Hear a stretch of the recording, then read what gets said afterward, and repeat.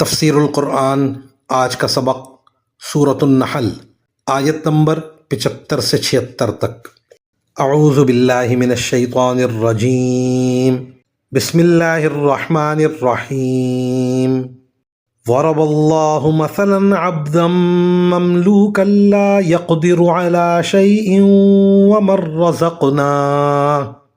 ومن رزقناه منا رزقا حسنا فهو ينفق منه سرا وجهرا هل يستوون الحمد لله بل أكثرهم لا يعلمون۔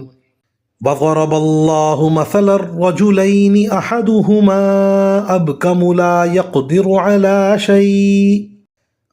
شيء وهو كل على مولاه أينما يوجهه لا يأتي بخير هل يستوي هو ومن يأمر بالعدل وهو على صراط مستقيم۔ ترجمہ: اللہ ایک مثال دیتا ہے کہ ایک طرف ایک غلام ہے جو کسی کی ملکیت میں ہے، اس کو کسی چیز پر کوئی اختیار نہیں، اور دوسری طرف وہ شخص ہے جس کو ہم نے اپنے پاس سے عمدہ رزق عطا کیا ہے، اور وہ اس میں سے پوشیدہ طور پر بھی اور کھلے بندوں بھی خرچ کرتا ہے۔ کیا یہ دونوں برابر ہو سکتے ہیں؟ ساری تعریفیں اللہ کی ہیں، لیکن ان میں سے اکثر لوگ ایسی صاف بات بھی نہیں جانتے۔ اور اللہ ایک اور مثال دیتا ہے کہ دو آدمی ہیں، ان میں سے ایک گونگا ہے جو کوئی کام نہیں کر سکتا اور اپنے آقا پر بوجھ بنا ہوا ہے، وہ اسے جہاں کہیں بھیجتا ہے وہ کوئی ڈھنگ کا کام کر کے نہیں لاتا۔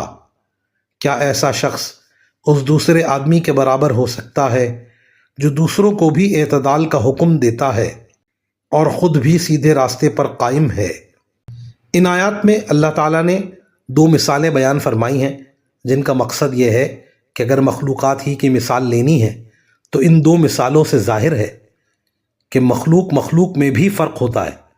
کوئی مخلوق اعلیٰ درجے کی ہے، کوئی ادنا درجے کی ہے۔